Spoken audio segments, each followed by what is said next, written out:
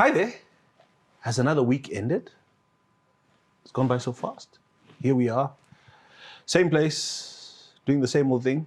Although, maybe not quite the same old thing, but we'll be coming to that just now.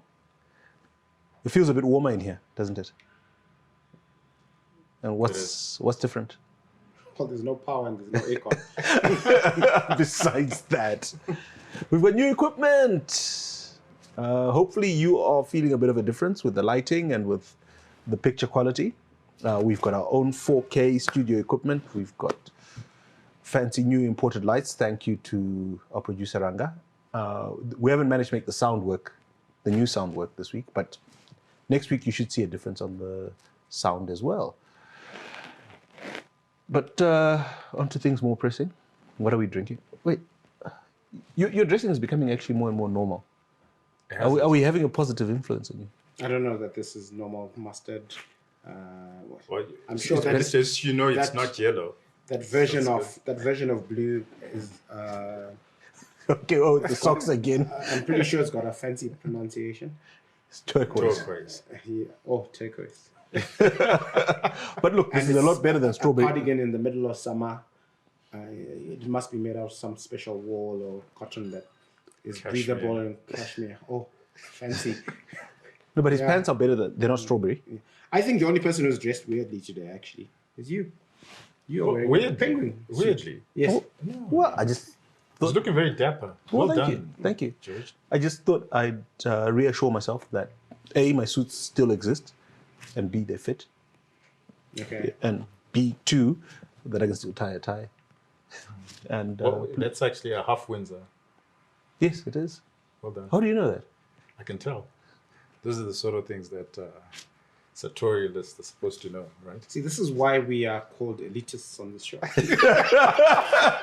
Anyway, are you having anything interesting, or is it same old? Well, we don't have zesta, so I can't make my tea. That's quite unfortunate. Yes, but the audience insists I should have more sugar. So, yeah. No, I'm going to add some sugar. there's no such. I have not found a single comment to that effect. I've found quite a few people pleading that we they don't come allow in- you to have they- any more sugar. They do come into my inbox and okay. they insist And of that course- I should actually have more sugar. But of course, there are no witnesses, right?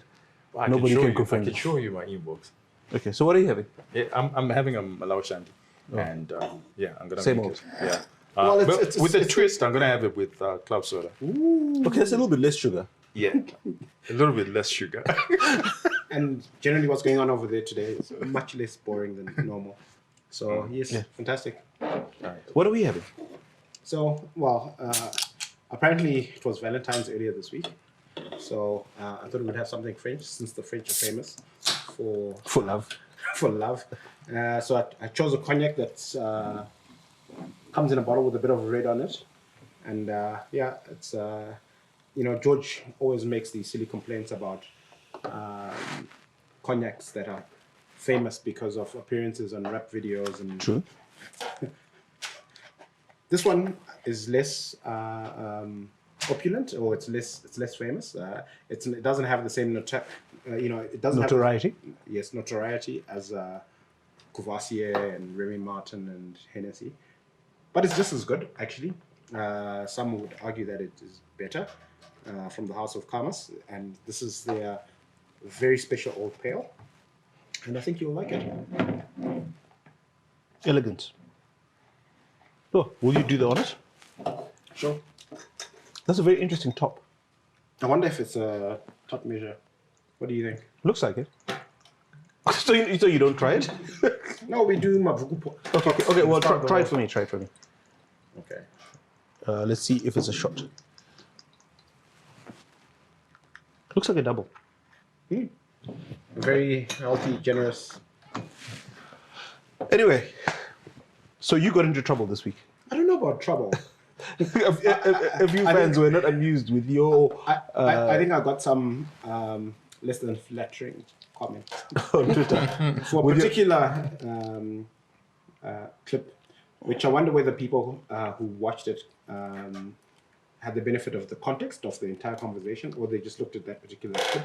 And No, the long and short of it, you think that people running schools that don't have kids passing have a story to answer. Look, I think I don't have a view one way or the other, but I think it's a So you legitimate. sounded like you had one last week. I think it's a legitimate question, right? If you have a school that is producing a 0% pass rate, I think it's a legitimate question to ask. Should the headmaster, should the teachers at that establishment still be employed? Did you actually hear the other side of the argument? Yes, I did hear the other side of the argument. And what do you think? Okay, can you encapsulate the other side of the argument? So I think the other side of the argument, and I don't think it's an argument, I think people brought out a valid point, which is to say that the headmasters or teachers at some of these schools that are producing 0% pass rates might actually not be responsible for those failures. The failures might be coming from other offices. And I think that's also a legitimate alternative explanation, but that doesn't speak to... that's not necessarily the explanation. I think that the jury's So you're out. still digging, eh? I'm not digging. I think that when you have abysmal results of that nature, it's important to start asking questions. Why? And I think that what people are saying is be consistent with your argument. So if you go to the headmaster, who appoints the headmaster, and who appoints that person, right through to somebody must be accountable. So you can't say just the teacher must be accountable, right? It's the headmaster. Mm-hmm. And after the headmaster is the, I think, what do they call them? There's district schools inspector, there's... Yeah, right through to the minister and right through. So just be But consistent with the argument. I don't think that anybody. I don't think that anything I said takes away from, has made anybody in the chain of leadership less culpable or less culpable. Right. I think that the questions must be asked. If you have abysmal performance, No, people are just saying performing? be consistent. So take it right through to its logical conclusion. Okay, so, and I'll help with Aria. He's our 6-year-old, he needs help sometimes. So what he's saying is, yes, the culpability can be shared among a lot of people, but people must be culpable. If some schools produce some pass rate and some schools produce no pass rate, there's culpability. And people must answer.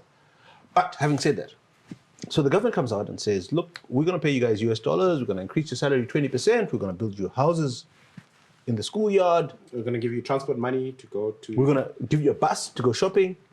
School fees for your kids? Do teachers show up? Not yet. Not yet. Because I think it's collective bargaining, right? They're looking for 540. I think I read somewhere that actually that's what they want.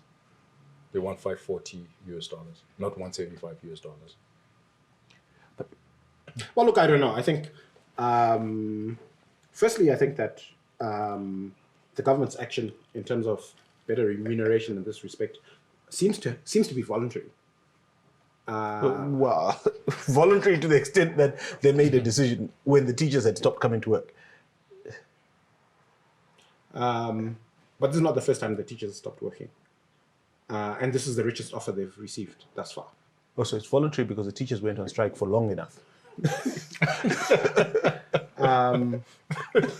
And I think, okay, but the point I really want to make is that it's significantly better than what was on the table before.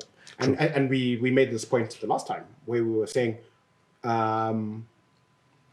is this going to be married to some sort of KPI or better performance? And I think that the teachers are probably better off taking it and continuing to press for further working condition improvements. But and maybe we're getting into labor matters here, but government suspending the teachers summarily for not going to work when they're on strike. And then more teachers go on strike, and then the government says, you're all fired. But haven't we seen this movie before? Yeah, with the nurses and the doctors. And how was that resolved? We need more nurses now. And did you know that in 2020, around about when that happened with nurses, did you know that the city of Harare closed 9 clinics? 9. I didn't know this. One of the reasons, actually, and I didn't realize this until I saw an article this week, explaining why it was so hard to drive around and get a vaccine. and why it seemed like some clinics you went to never seemed to be open was they had actually been closed 2 years ago because of shortage of staff. And some of the clinics that had been closed 2 years ago for a shortage of staff had reopened only for COVID vaccines. Yeah, the sense I get reading the back and forth is that the conversation that's happening is not honest. So, once upon a time, civil servants in this country were earning, $500 a month. Should they have been earning $500 a month? At the time that this was happening, we had an eat what we kill budget, and we could afford it. Not quite. This was after the eat what we can have a conversation about whether it made sense at the time, that level compared to other countries in the region. But that's where we were, and that's what we were actually capable of doing because we paid out this money. But we're in 2022 now, and if we were to ask the question, what's affordable in terms of government payroll, I think that we can agree without controversy that there isn't enough money for $500 a month. It's not there, and when you compare that level to what's happening in our regional peers, it doesn't make sense. So why are we starting at that point? I think that to marry the two points, what actually needs to happen is the civil service needs to actually be reduced, right? Yeah. Yeah. I mean, it's quite clear. And then when you reduce the civil service, then you can have your outputs. Those that remain should get Why are you expressing shock? As if you've never run a business and you have to make these kind of he's decisions? being extremely utopian. Our government schools He's not being utopian at all. Our government schools have 60, 70 kids in a class. How do you reduce the head count? You need to privatize the schools. We say this continuously. If you privatize the schools, you're taking away 100,000 people off the civil service salary tab. And if you do that, then it goes back to the parents. Because what Rufaro was arguing, now let me actually make a more succinct and better argument for Rufaro, is that parents need to pay a salary to the teachers, and it needs to be commensurate with the outcomes.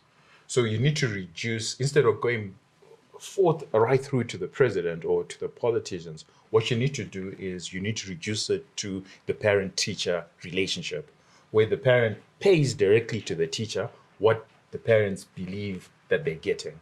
So if the parents are getting 0%, they have no incentive whatsoever to pay more. But if the teacher is producing results, then the parents must realize that they can lose this teacher.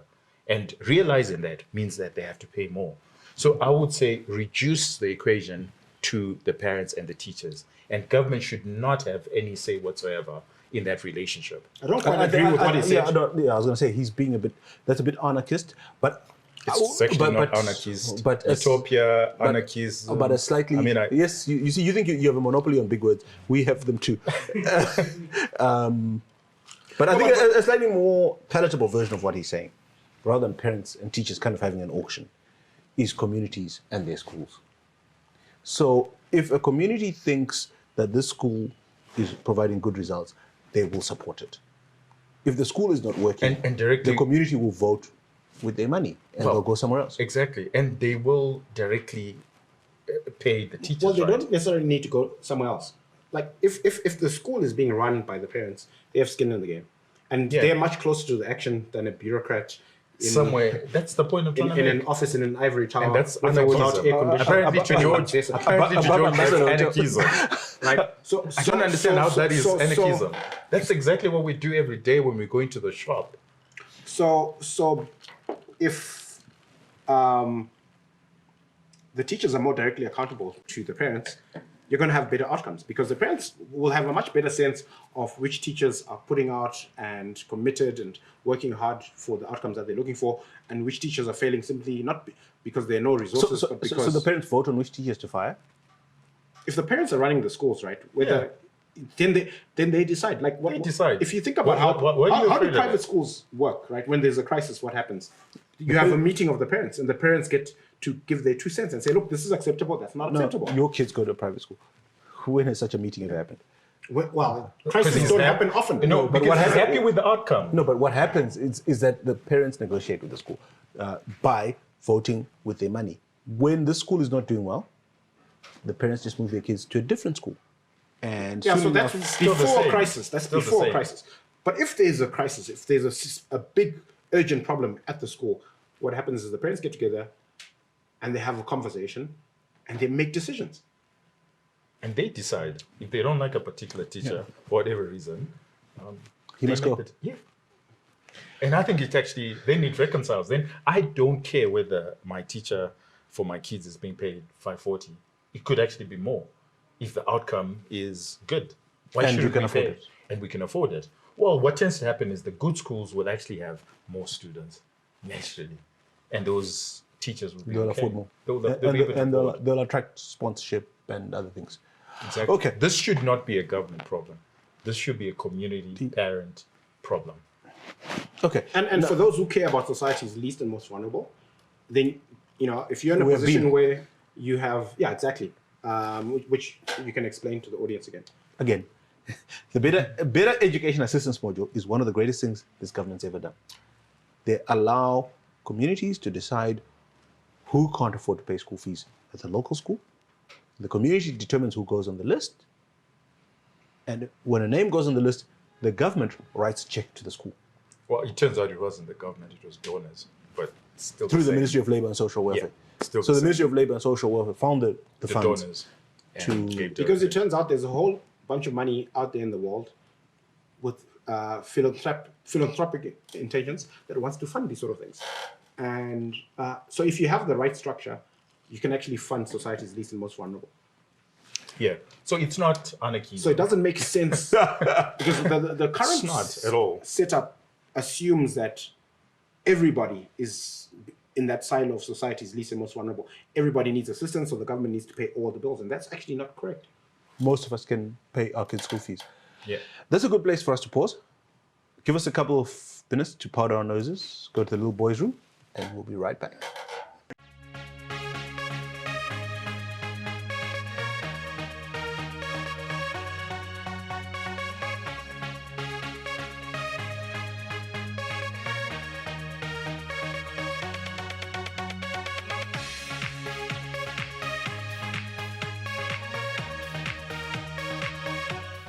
Welcome back. So, also in the news this week, shortage of commodities around the world. There's going to be a crunch. Well, we're in the midst of crunch. Prices are going up. Gold's up again. Petroleum's up again. When you come home, the Chinese are buying up our lithium mines. They bought Bigita Minerals this week after they bought Arcadia. Saudi Arabia is planning to borrow against Aramco. Excuse me. Aramco is the biggest oil producer in the world. Yes, the Saudi state-owned oil company. So, I mean, this is a boom time for commodities. And we think that we're a mining and agriculture country, or we say we are. Although we aren't really, but anyway, that's the narrative out there.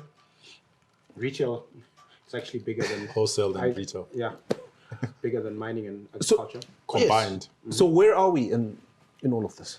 I mean, we've got the lithium, we've got the gold, we've got the platinum. We think we've got oil as well. Which would be fantastic, but we're twiddling our thumbs. Yeah, I think it's important that we contextualize. And to contextualize, you must realize that countries grow because of one thing and one thing alone. You're going to And tell us about savings. I'm going to preach this continuously because people don't understand this. He didn't say Growth- currency board. Growth comes from currency board is stability. It doesn't grow an economy. Monetary policy does not grow an economy. What grows an economy is savings. And unfortunately, we haven't been saving for the last 20 years. So everything that we're doing, we're missing the point altogether. If you look at government policy, you look at the monetary statement, you look at the government budgetary statement, nobody talks about savings. So if we're not talking about savings, well, we're not Well, going to grow. look, I beg to that's differ. a- So if you look at an image of And before you beg to differ, can you give me one country that has grown, that is a G greater than 1%, and its savings were negative? So I think the example that I had in mind actually makes my point quite well, or answers your question quite well. If you look at an image of Dubai in 1970, right, it looked like a rural backwater. And it's not like they had all these savings that they used to build what is. What actually happened is that They had savings. no. Can From I oil. finish? From oil. They didn't have savings. They had had massive savings. savings. They discovered oil, right? Or they benefited from a massive oil boom in the UAE, and they applied the windfall, the surplus. And the windfall. Another word for the windfall is Savings. Okay, but the point I want to make, to contradict him, because is that the savings come from a place, and in the case of the UAE and Dubai, it was commodities, and he was speaking earlier to a commodities boom, and we are talking about it's not Zimbabwe being. Let me finish? Okay. Zimbabwe being rich in commodities and potentially being an oil-rich country. If the findings that we're reading about in the news this week are valid, and that we do have significant. Don't believe reserves. everything you read, you know. No. This is true. In fact, a fellow analyst reminded me that they had this excitement in Ghana about 20 years ago, and it turned out that it was nothing. But I'm saying, if Or something, just not as. No, this is early stage. What's happening? This is the first drill. If you look at Uganda, it took them 20 years to then verify. yeah, but So this the is technology early has stage. changed. Like if you look at fracking in the US, We're talking about Uganda that's been doing this for the last 20 years. yeah. The point I want to make is And we're using exactly the same Okay, technology. but make sure. Let's let him make his point. my point is that commodities can be transformative to our economy if we open up that sector and take advantage of these high prices and Create are savings. attractive to the investors in that space. And if they make investments at the right level, we will then have the revenues that will translate into the savings that you're talking about. No, but- because no. clearly we have failed, like in the normal course of. No, but Rufaro, sorry, I will interrupt you because if you talk about windfalls, we had one in 2021. This country has never made so much foreign currency. Nearly 10 billion of foreign currency flowed into this country in 2021. We could have had savings. We could have had savings of at least 4 billion. If we had approached Well, maybe 2021, not 4 billion, but no, it's your argument. if in 2021, right? So this is how you make savings as a family, right? How you make savings as a family is when you get a bonus, you don't go home and have a braai. You go home as the dad, and you pretend as Very if sexist.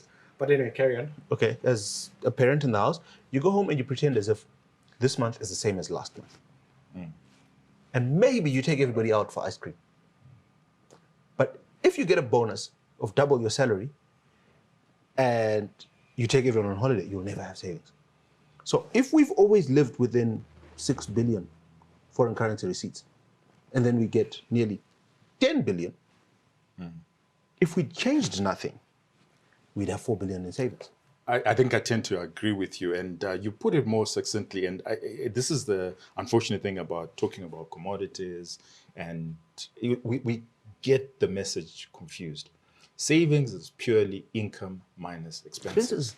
That's it. It's that simple. And it's at a household level, it's at a national level. Now, what he's saying is actually we had enough income, but our expenses, and to just elaborate your point, our expenses are such that the commodity boom, which you're talking about, our exporters got more money, but they were taxed.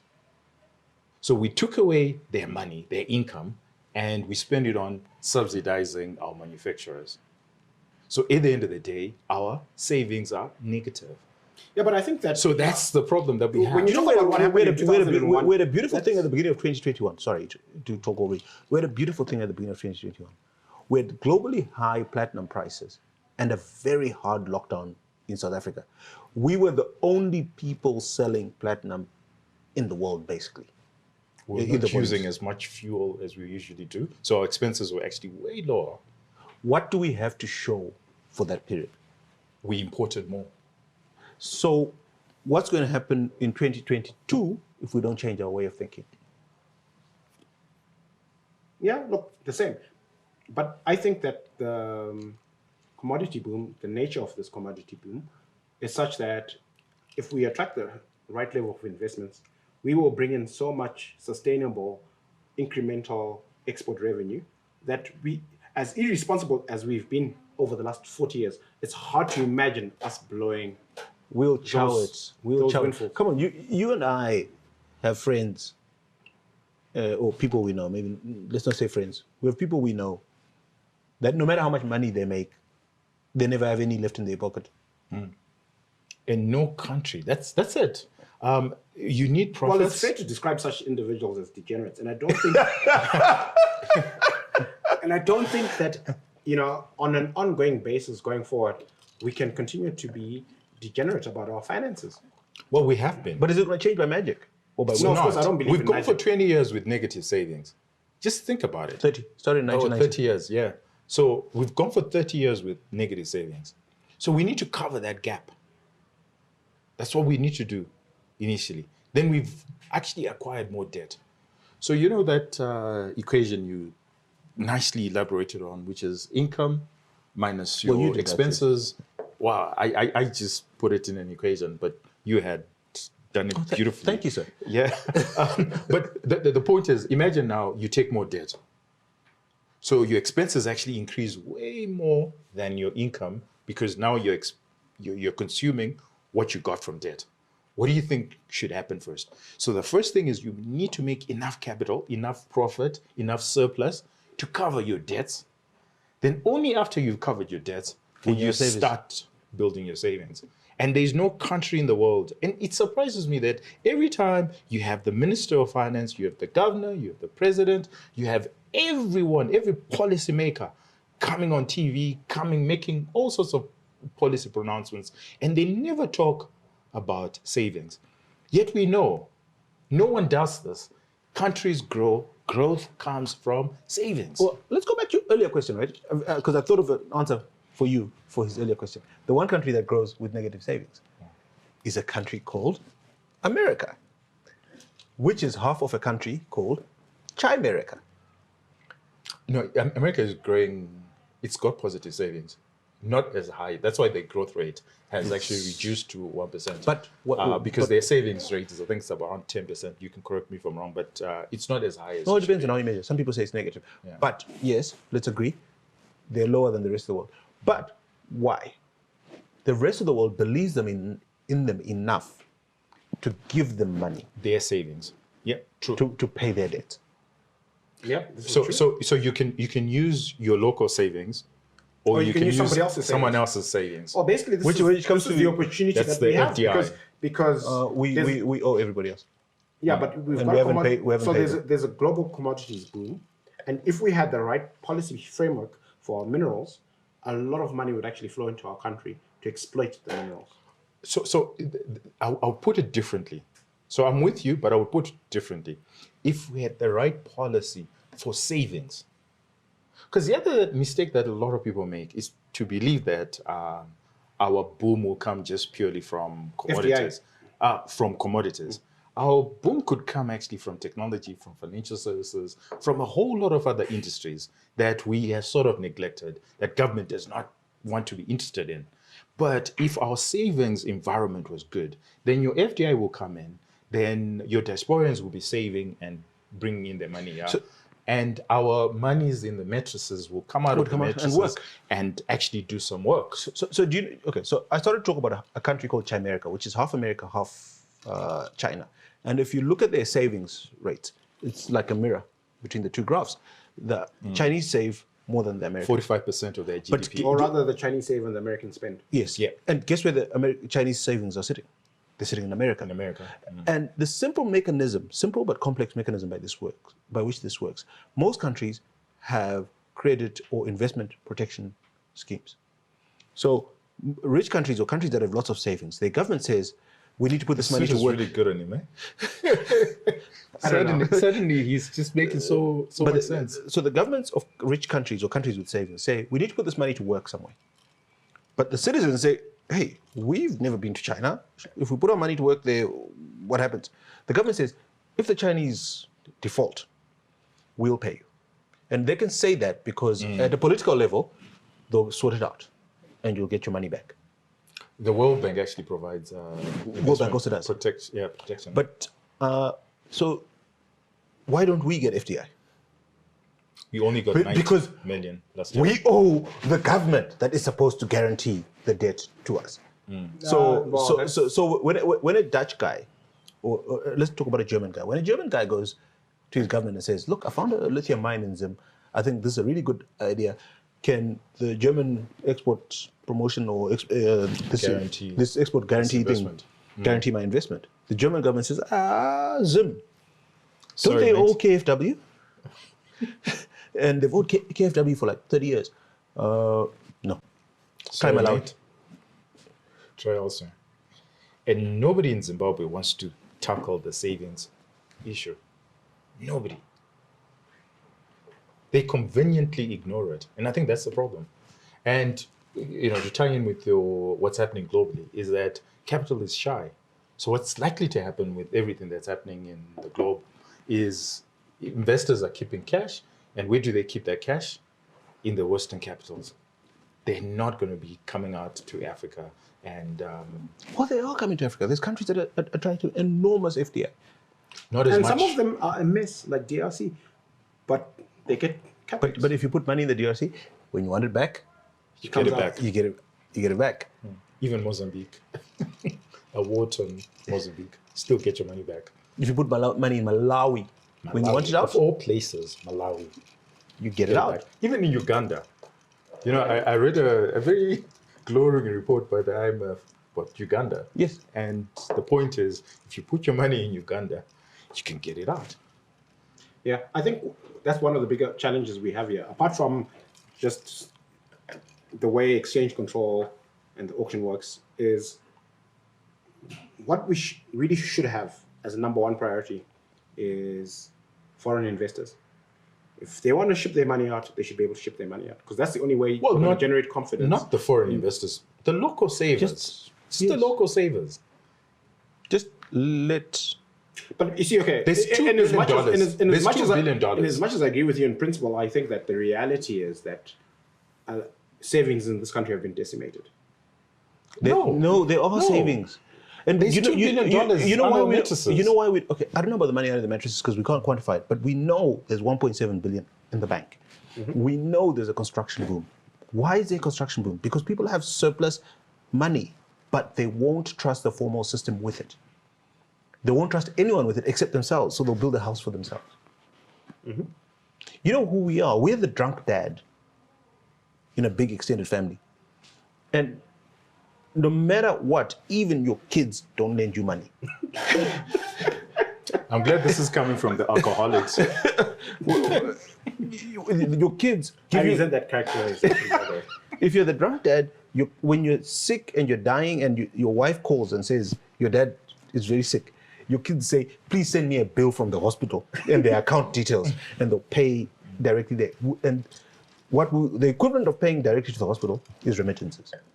So George, of the 1.4 billion remittances, how much do you think is still with the people as cash? Look, anybody's guess. Yeah, no, but what's your guess? Look, I'm guessing your average retired mum has $50. Yeah, so I don't know, multiply that. Exactly, and the point is that's coming in every single year. Every single year or month? No, she spends. I think she spends, but make sure she was out of $50. $1.4 billion that's coming in. Mm-hmm. I suspect that maybe a third stays under mattresses. For a rainy day. So okay. So and we're saying that you're just continuously building it. If we had a formal system that accepted those US dollars, those would be our savings. If we assume consensus on this issue, what is the one policy change that would reverse what we're seeing in savings? It's not a policy change. It's a thing called consistency. You talked about the Congo. Yeah. They got atrocious. Do they even have policy in the Congo? Well, it depends which part you are. If you're in the east, or in the west, but you know what you're in for if your money goes there. Mm-hmm. And you know that tomorrow it'll be the same. But this is a good place for us to pause. We'll be right back.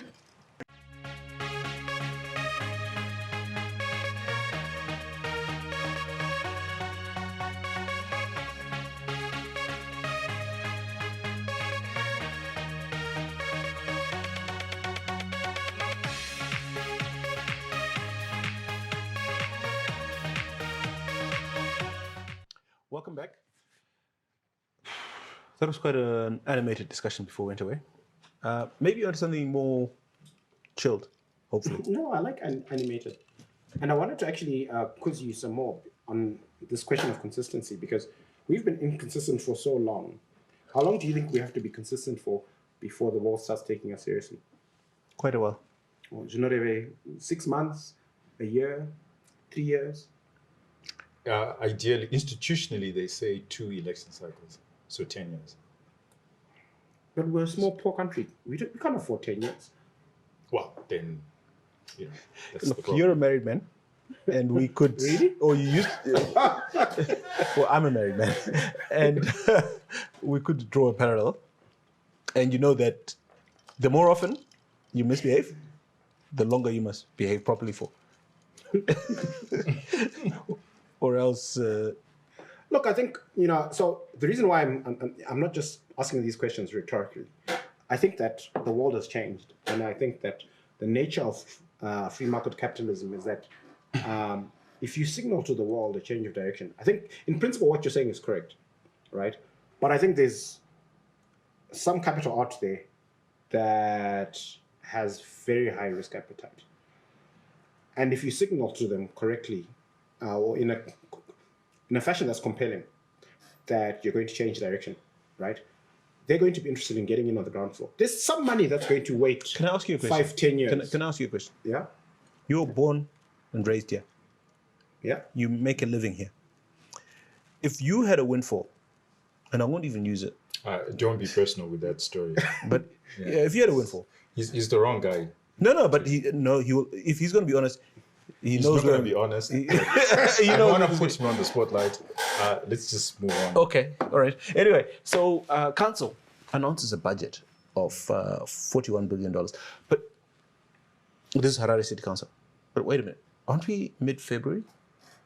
Yeah. How have they been spending money for the last month and a half? How are these things run?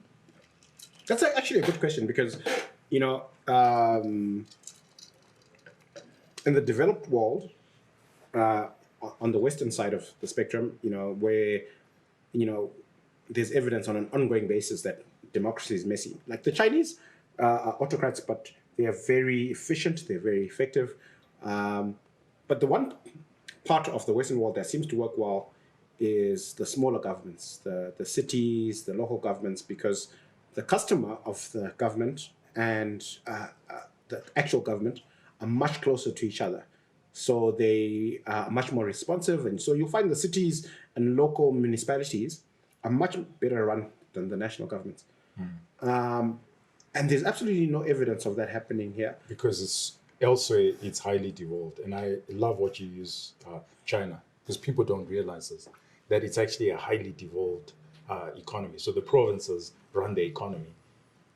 They get all the taxes, all the incentives are at the provincial level. They're not at the national government, which is right. Whereas here, the two are convoluted. Local government, ministry, and the local municipalities. It's a very messy hybrid. It's a messy hybrid. There's no devolution there. But I think you guys are just thinking about this too hard. Guys, it's mid-February. They paid salaries in January. They bought tea bags. They bought fuel. Under what authority? And how is it possible? The local government minister can sign off.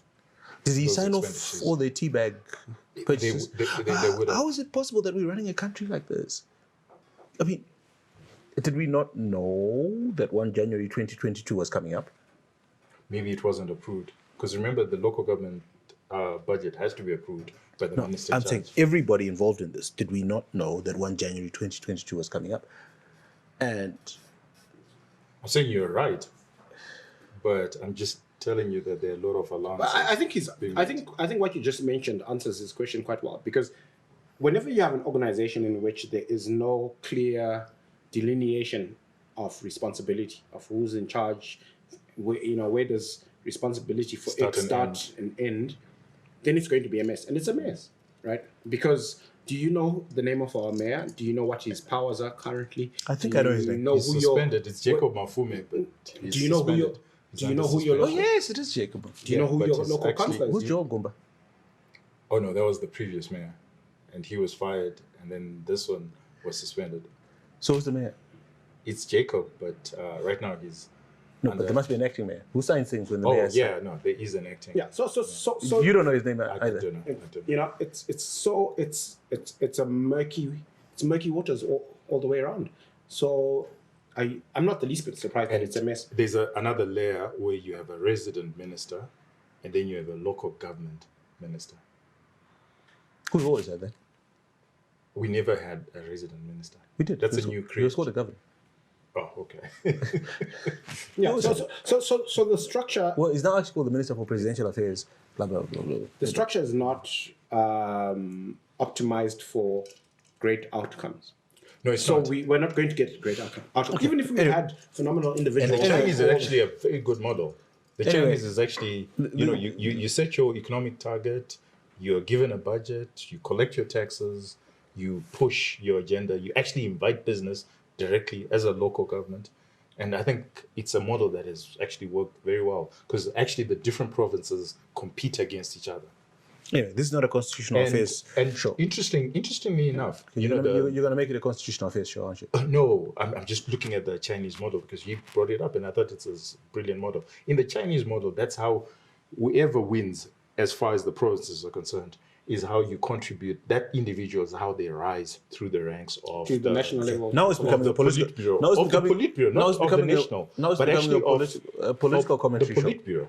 Because in the Chinese Communist Party, for you to rise, it's because you went through. It's a meritocracy. It's a meritocracy through the provinces. So you should be able to say, "Hey, this is my province. This is how I've performed for the last 20 years," and then you get promoted until you get the national job. Now, can we go back to economic policy? Well, we're Yes, just sure. explaining Is the it- politics, how the politics marries with the If it's economics. okay, if it's okay with you, now Okay. we'll go back to economic policy. Sure. So anyway, back to the budget. 41 billion Zim dollars, whatever that means, of which 18 billion goes to administration, and only 6.4 goes to social services, and 8.8 to roads rehabilitation. I mean, I have a big struggle with this. I'm amazed that you find any of these numbers interesting because in They are interesting. in the first instance they're in Zim dollars. So But the relative, what $18 billion is today The is different ratios. from what it's going to be. but the relative proportions, Rufaro. The ratios. And when do they spend the money? The biggest number goes to administration. The council is going to spend the most money on being council, if you understand what I mean. Yeah, I do. So almost half the money they collect goes to just being council.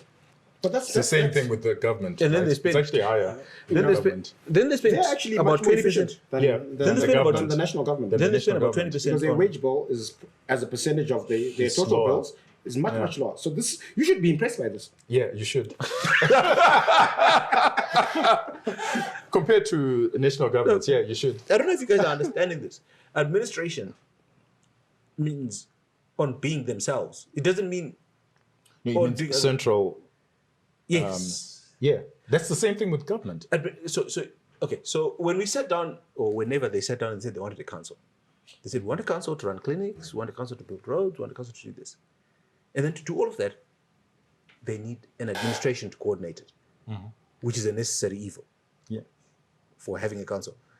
Now that necessary evil, I thought you said you Is the didn't want to get into politics because you're getting into the core of political science. That's always the big question of political science. Is it necessary? Is government necessary? anyway. So yeah. And this guy was accusing me of anarchism earlier on. That's I'm not a proponent That's of anarchism. anarchism. That's what you're saying. I'm Because just saying you can't spend all the money on being. Well, it's not all the money. It's just a This is like your significant school's portion. headmaster and his secretary chowing 50% of the central of the school government, fees. have you ever looked at central government? Do you need the army? It's actually a social service. Okay. No, but We're not okay, going down anyway, the rabbit hole. anyway, right. Moving on. Government has unbanned maize imports. In a year, there were 3 million tons of maize. Well, I think that's a really positive development. because it speaks to them being pragmatic. That was Because unbanning maize exports. we were 3 in- million tons. we were in banning maize was Okay, no more brandy for you. we were in denial about to what extent we had a fantastic Bumper But we called it out, I think. Right. The numbers were there. and almost a year ago. and we could have continued to be in denial and said we're going to have an even more bumper harvest, which is what then we've people actually would- said, and then- but we didn't maintain the ban. So that's pragmatic. We're saying No, well, apparently it's because the pigs are eating a lot this year. So we have to import for the pigs. look, whatever the excuse is, it's a positive, right? And Where's the positive? I'm not getting it. would you rather we have less maize production and a ban, and then have shortages?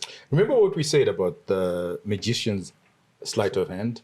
And It's not the what we reality. said; it's what you said. Okay, you agreed with it. You didn't agree with it. The budget, yes, there is a lot of sleight So of hand in it, That's the sleight of hand, right? So nobody should have actually believed the 2.7. and we didn't. We had a conversation here, Yeah, and we we don't didn't, think that but those most numbers people are, did. Yeah. So, but see, Okay. Most people did. You guys We are going down a didn't. rabbit hole. A more pertinent question. Last week we discussed the monetary policy statement. The governor didn't mention maize imports in his statement. Mutuli, a couple of months ago, didn't mention maize imports in his budget. So, what does this mean? It's huge. It's a big thing. It's a big I don't problem. know that it's huge. Look, I think It that is. Let's just let them starve. no. So look, It's because of you that It affects our exchange rates. Is fuel essential to the functioning of our economy and country? Yeah. Yeah, and we had a dispensation where we were pretending that we could import it, manage the admin of bringing it into the country and sell it to people at a reasonable $1 price. And we had a dysfunctional fuel industry, we had queues, we had all sorts of issues. And then we had an epiphany and we said, you know, this isn't working. Let's open it up, let people trade fuel in real money, and all these problems went away.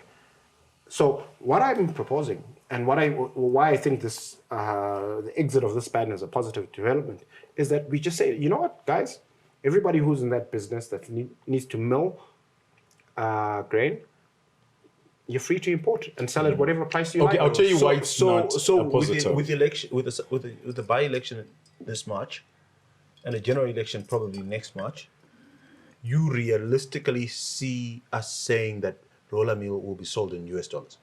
Not necessarily sold in US dollars, but priced by the free market. So And you think that's And going to you think happen? that's going to happen? well, I think that the ban is a step in the right direction. The The unbanning of importation is a step in the right direction. I don't think... Because in the universe of more rules and regulations versus less rules and regulations, unbanning imports is a step less in the bad. exactly. So it's a positive, and I will celebrate it.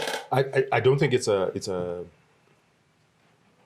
the instruction itself is a good instruction, right? Which is let's unban. a synonym for positive.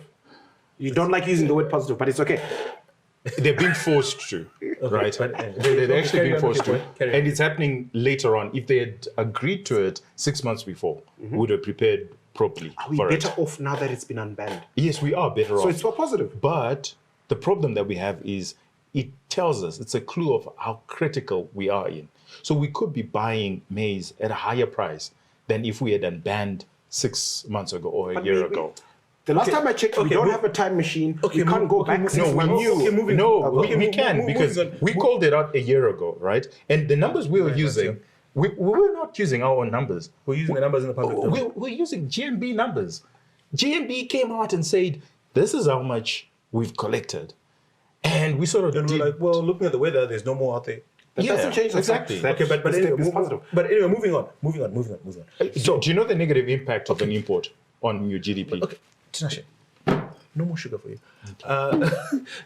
Moving on, right? So it's going to be a big hit to the fiscus and probably to Exchange rate. To the exchange rate.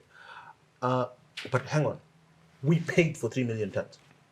Exactly. Through Kumat. So how is this Where's good? The inputs. where's the impact of that? Somebody's holding on to a bad debt. Who?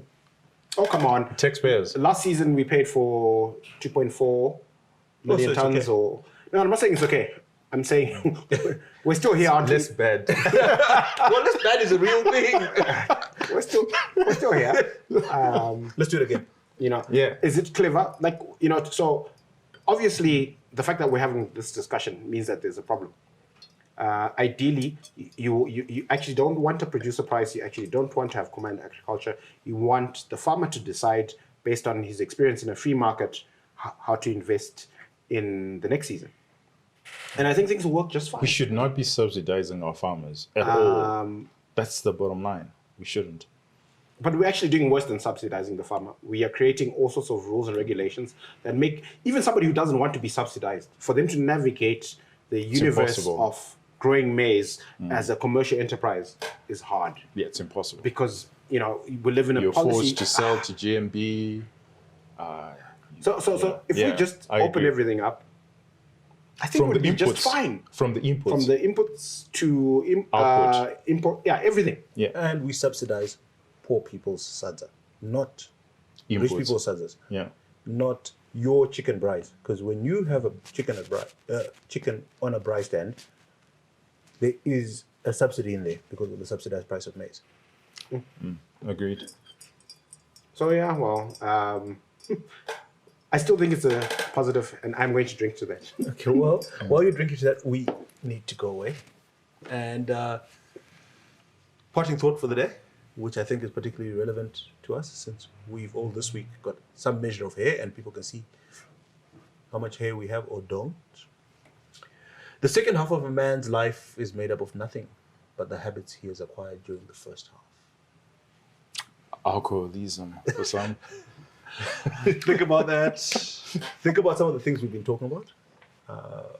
Talk about the people around you. Talk to the people around you about some of these issues. If you have access to Yes, I people thought you were promoting gossip. No, that's not what we are about. No, don't gossip, but talk to people around you. Inspire thoughts. If you have access to policymakers, raise some of these issues with them. Because we only seek to raise issues. We don't really know what we're talking about. We're not experts. We're just a bunch of guys sharing a bit of tipple and talking about things. And tolerating Tinashe. COVID is real. Have a great weekend. Be good. If you can't be good at it.